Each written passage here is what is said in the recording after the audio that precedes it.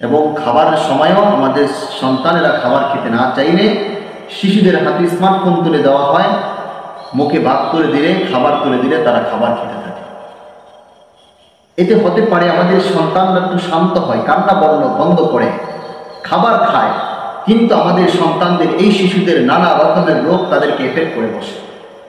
যার কারণেই তো দেখা যায় এই শিশুটা কথা বলার বয়সে উপনীত হয়েছে কিন্তু কথা বলতে পারে না। কারণ হলো আমরা এই সমস্ত অভিভাবক, তারা যখন কথা বলা শুরু করেছে, কথা বলা শিখবে, তখন তার এই ফুটন্ত কলির মধ্যে মোবাইল নামক গরম লবণের পানিটা আমি ঢেলে দিই, যার কারণে ওই কলিটা নষ্ট হয়ে যায়।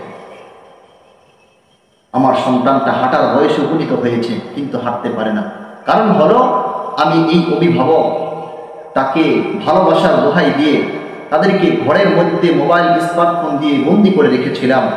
যেই সময়ে সে হাঁটা শিখবে, সে হাঁটতে হাঁটতে তার পায়ের মধ্যে শক্তি সঞ্চারিত হবে, ওই সময়টাই আমার এই শিশুটাকে আমি ঘরে বন্দি করে রেখেছিলাম। সেই হাঁটা শিখে নেয়, তার পায়ে শক্তি সঞ্চার হয় নাই, এখন সে হেরুডোলে পড়ে যায়। মুহতারাম বন্ধু, অনেকে হয়তো ভয়ে কাতর হয়ে পড়েছেন, আমার এই শিশু, সে তো মোবাইলে আসক্তি হয়ে পড়েছে, তাকে আমি কিভাবে এই পথ থেকে ফিরিয়ে আনব? মেসেজ শুনে নেন, আপনাদেরকে মেসেজ দিয়ে যাচ্ছি পাঁচটা উপায়ে আমার এই সন্তানকে স্মার্টফোনের আসক্তি থেকে ফিরিয়ে আনতে পারবো ইনশাআল্লাহ। 1 নম্বর, এই সন্তানকে বাহিরে পাঠান। সন্তানকে বাহিরে পাঠানো খুবই প্রয়োজন। তাকে বাহিরে পাঠানোর জন্য কমপক্ষে এমন খেলনা তার হাতে তুলে দিতে হবে যেগুলো বাহিরে গিয়ে খেলতে হয়, যেমন ফুটবল, ক্রিকেট বল, তারপরে সাইকেল, এই সমস্ত জিনিসগুলো। প্রতিবেশী শিশুদের সাথে তার পরিচয় করিয়ে দেওয়া, তাদের সাথে খেলাধুলা করতে তাকে উদ্বুদ্ধ করা। তাহলে আমার সন্তানের মেজাজ, মস্তিষ্ক এই স্মার্টফোনের আসক্তি থেকে ফিরে আসবে ইনশাআল্লাহ। 2 নম্বর, আমার এই শিশুর সামনে আমি নিজে স্মার্টফোন মাত্রাতিরিক্ত ব্যবহার করব। কারণ হলো এই শিশু হলো অনুকরণ প্রিয়, সে যা দেখে সেটা কি রিহার্সাল করে, প্র্যাকটিস করে সেই পথেই চলতে চায়, সেই পথেই সে উঠতে চায়। এখন আমি যদি আমার এই সন্তানের সামনে মাত্রাতিরিক্ত স্মার্টফোন ব্যবহার করি, চ্যাটিং করি, ফেসবুক, ইউটিউবের ভিডিও দেখি, গেমস খেলি, তাহলে আমার সন্তানের মধ্যে এই প্রভাবটা পড়বে, সেই মোবাইলের প্রতি, স্মার্টফোনের প্রতি আসক্তি হয়ে গড়ে তুলবে। এই জন্য এই সমস্ত জিনিসগুলো আমার সন্তানের সামনে আমরা বেশি করব না। যদি প্রয়োজন হয় তাহলে আলাদা রুম নির্বাচন করে নেব ইনশাআল্লাহ। 3 নম্বর উপায়, আমার এই সন্তানকে সৃজনশীল কাজে উৎসাহ প্রদান করব। যেমন গাছ লাগানো, কবুতর পোষা, পাখিকে খাবার খাওয়ানো, কাগজ কেটে এটা সেটা বানানো, এই কাজে তাকে উৎসাহ প্রদান করব। যদি এই কাজে তার মজা লেগে যায় তাহলে সে স্মার্টফোনের দিকে আর ফিরে যাবে না। 4 নম্বর উপায়, আমার এই শিশুকে আমি সময় দিব। আজকে এটা একটা কমন সমস্যা হয়ে পড়েছে। আমরা আজকে জব করি, জব করার ফলে অফিস থেকে আসার পরে যে সময়টুকু পাই এটা বন্ধু বান্ধবদের সাথে কাটিয়ে দিই।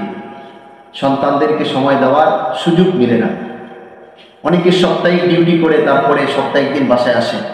আমার এই সন্তানকে ওই ছুটির দিনটা আমি সময় দিব সেটা পারি না। বন্ধু বান্ধবদের সাথে ঘোরাফেরা করতে করতে আমার সময় চলে যায়, আমার এই সন্তানকে সময় দিতে পারি না।